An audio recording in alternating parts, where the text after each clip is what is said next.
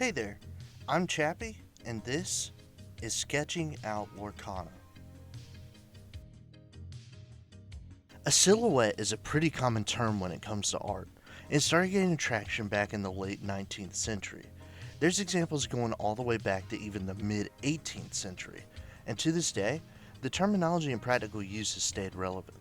Whether you're a graphic designer or you're a traditional artist, the term is probably something you've heard before and have used to some degree. In fact, my thumbnail for this video happens to use one of my own implementations of silhouettes. So how does the term silhouette apply to Lorcana? Can it be applied to Lorcana? Absolutely.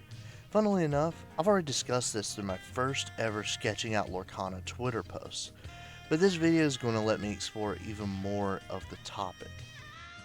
Today, I'll discuss with you guys just how the art team of Disney Lorcana has implemented and stuck true to the use of silhouettes in this episode of Sketching Out Lorcana.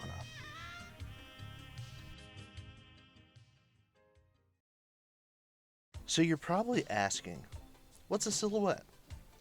Let's touch up on the name origin I hinted at moments ago, and let me give you the briefest of brief little lessons before I give you an artistic lesson with Mickey Mouse and his pals. Silhouette has French origin, namely from a prime minister named Etienne de Silhouette. This guy cut costs on a bunch of stuff during the 18th century, and the people of France seemed to like naming a bunch of said stuff that cut corners a silhouette. This included simple paintings, usually profile shots of people, that were just one single color. It cut out the cost of having to add in any extra details while still making the figure distinct, with any little flares in the edges of their profile. It wasn't properly applied and deemed an artistic term until the 19th century, when profile portraits became more prevalent. A silhouette refers to an object or subject of an art piece being painted in a single color, outlined and detailed only by edges that define them. And now you're probably saying, Chappie, how does some dead French guy relate to my pretty cardboard playing cards with Cinderella and Kuzco on them? Remember when I mentioned a minute or two ago about how any sort of artist has probably used the term silhouette or knows what it means? Our connecting thread lies there. Between the silhouette and Lorcana, there's character design. When designing characters, there's a list of fundamentals that an artist will follow to help create a solid design. And almost always, the first step to creating that grand design is nailing down the silhouette. In terms of character design, the silhouette is the shape that your character takes and how that character's edges would be defining if they were just one full color. When artists in character design work on their silhouettes, they usually try sketching them out as traditional silhouettes first. They'll create multiple and see what sticks, what's the most iconic, what resonates the most. Not to toot my own horn or anything, but I have a degree in video game design, and the first fundamental we were taught in our character design course was crafting a nice silhouette. Just to kind of prove the point, let's take a look at some Disney silhouettes. These are some of the most iconic characters in pop culture, and just a smidge of that popularity and familiarity resides within the unique shapes and the characteristic that those shapes convey. Their silhouettes are pretty quick to pick out and recognize. See, when you're cracking open a pack of 12 playing cards with characters on them, that silhouette can play into the art team's favor. The art in Lorcana is wonderful, but let's be real. A lot of people are opening booster boxes and skimming through the lower rarities they've seen tons of times. Even with those lower rarities only being seen for a second, the silhouette of the character can instantly click in the mind of the consumer. Even if the hardcore player is concerned with getting their Diablo Legendary, their mind still registers that they got an Olaf common and a Mulan uncommon in the same pack earlier. Not only can they pick them out while quickly breaking open a pack, but the alternate forms of characters can be easily distinguished by still featuring those same elements of the silhouettes.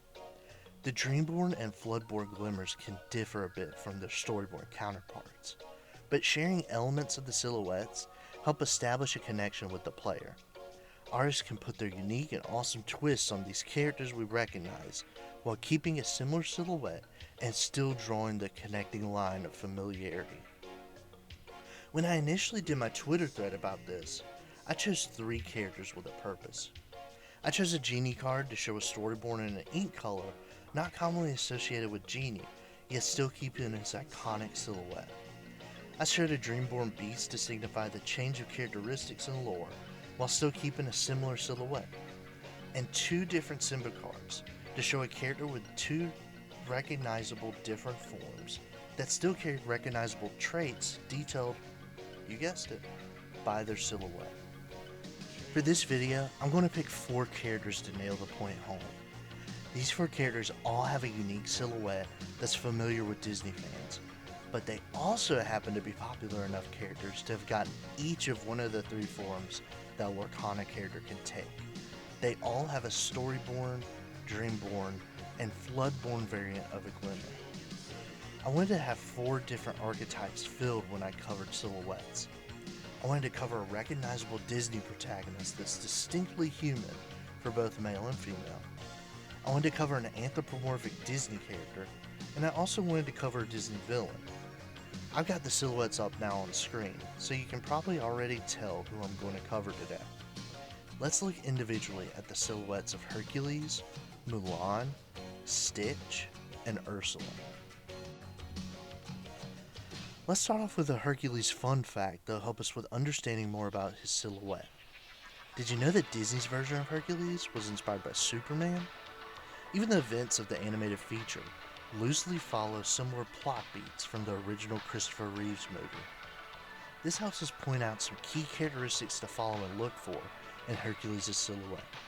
There's the wavy look of hair, the bulging muscles, and the cape that goes about midway down his back. Even Hercules' posing for his silhouette can help, since he's usually hitting a heroic pose with some power stances. There's the flexing biceps, hands on his hips, feet spread apart for a strong base. His silhouette screams superhero, and that just helps make him pop more, and make the silhouette that much more unique. While Disney has plenty of heroes, not tons of them would be deemed or related to superheroes in the sense of comic books. Does Lorcana's different iterations of Hercules still keep those traits? You bet they do. Even though things are thrown in, like a shield for Hercules' true hero, or a helmet for Hercules' divine hero, you can still pick out the staples of Hercules' silhouette. Each one has that little wave of the locks, the enlarged arms to infer his musculature, and that cape that rests about halfway down his back.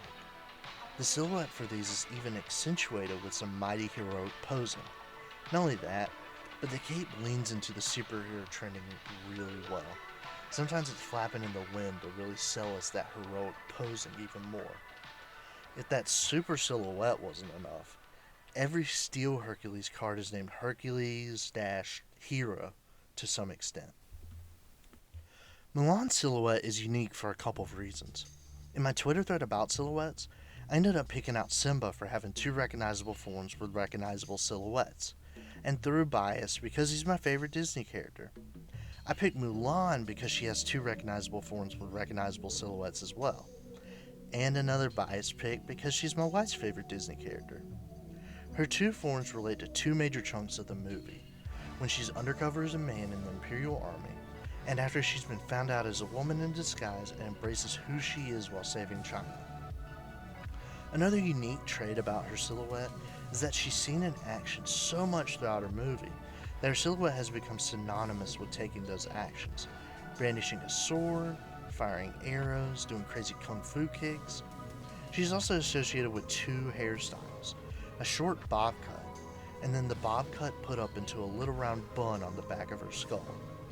One thing that I want to bring to attention is, while the bob cut for Mulan is iconic and unique, it's the bun on the top of her head that's highlighted within her Floodborn and Dreamborn variants. Even with her Dreamborn and one of her Floodborns being reflections, get it, of earlier moments from her movie, they still have that bun right on top. Mix that hair with 6 of her 8 cards at this moment having some sort of action being taken or a dynamic pose, and it's easy to see how Mulan can be so easily recognized in the world of Lorcana. Even with just a couple of our examples done at this point, it's easy to see how the art team of Lorcana knows our recognition and familiarity with these characters and the traits for them. There's an understanding that, just like them, we grew up with these characters, and we can pick them out within their specific art so easily through that. Now, we know Disney, and Disney loves their movies about animals. While our favorite alien experiment isn't necessarily an animal, he does have animalistic qualities that help him lean into the anthropomorphic side of characters that Disney has in their library. One thing of note right off the bat is Stitch's shape. This will lean into a little future subject that goes hand in hand with silhouettes: shape language. Stitch's shape language visually translates to a character made up of two circles, trying really hard to hit on those cutesy vibes. This helps majorly with his silhouette, along with those big ears. What really keeps Stitch's silhouette apart from other animal silhouettes are the notches in his ears. I mean, there's also the note of Stitch being a dog-like character with 4 arms. That can help distinguish his silhouette a little. When it comes to Lorcana cards, I think that part of the silhouette is unique because we can still tell it's Stitch with either 1 pair of arms or 2 pairs of arms. And each one makes sure to nail the circular shapes of his body and includes those huge notched ears that we know and love. There's other little aspects added in, like a couple leaning more into his alien form with the antennae and the spines along his back, but even those make sure to stick to what makes Stitch, well, Stitch. One fun fact about his Enchanteds is that the Enchanted art does the opposite number of arm pairs based on the original card. So his Carefree Surfer legendary card originally had just the 1 pair, but his Enchanted art has the 2 pairs. His Rockstar card had both pairs out for the original Super Rare, but the Enchanted promo only gave him the 1 pair. I thought that was neat. I mean, I feel like we gotta give Lorcana's first big bad a highlight. Not only that, but Ursula inadvertently started my quest into Sketching Out Lorcana. Liam and Aaron over at the Illuminators talked to Nicholas Cole about his work with John Lorne on the magnificent Ursula Enchanted from Into the Inklands, with Nick bringing up points on both silhouette specifically and composition. Just hearing that made me geek out and want to talk about Lorcana art even more. And now, here we are. Go give their video a watch if you haven't yet. Now, I think the most easily distinguishable aspect of Ursula's silhouette are her octopus tentacles. She has 6 of them. That's a limit given to help with the Little Mermaid's original animation, and it helps distinguish her silhouette quite a bit. Her other most recognizable feature is the spiky poof of hair coming from the top, flowing and waving with the water of the ocean. To dip into shape language again, both of these elements culminate to give her silhouette the vague shape of a triangle. She's mean, she's vicious, she's deceitful, and every aspect of her silhouette is warning you about her presence. I mean, she's all triangles. It's crazy. Lorcana's art team keeps this all in mind when creating cards for her, and a huge shout out to all of the art I saw which featured her entire body. I went through all of Ursula's different cards, and they all mostly seem to keep her at 6 tentacles. That's such a nice attention to detail that I feel like might go unnoticed by just browsing through the cards. Each one, even in her different forms of Floodborn and Dreamborn, have that spiky floof at the top to keep the tension high. And to top it all off, of course, the shape language stays relevant. There's a culmination each piece, a peak that really cements the danger that Ursula possesses. Her silhouette is powerful, cunning, and so iconic. While these characters aren't original to Lorcana, it's still in the art team's mind to make the characters pop immediately as their true Disney iterations while keeping a unique Lorcana identity. Like I said before, these are some of the most iconic characters in history, and the silhouettes go a long way in ticking a checklist in our brain about just what makes these characters who they are. This goes for both the marketing sense and an artistic sense.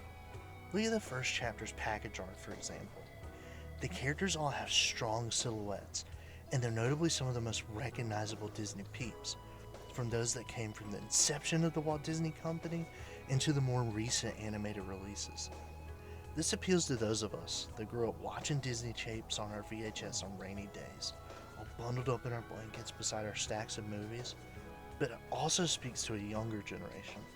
For those that walk by the trading card aisle and see a mystical Elsa wearing mage robes and think it's the absolute coolest art ever. I mean, isn't it? That art is so cool. Doesn't it just blow you away?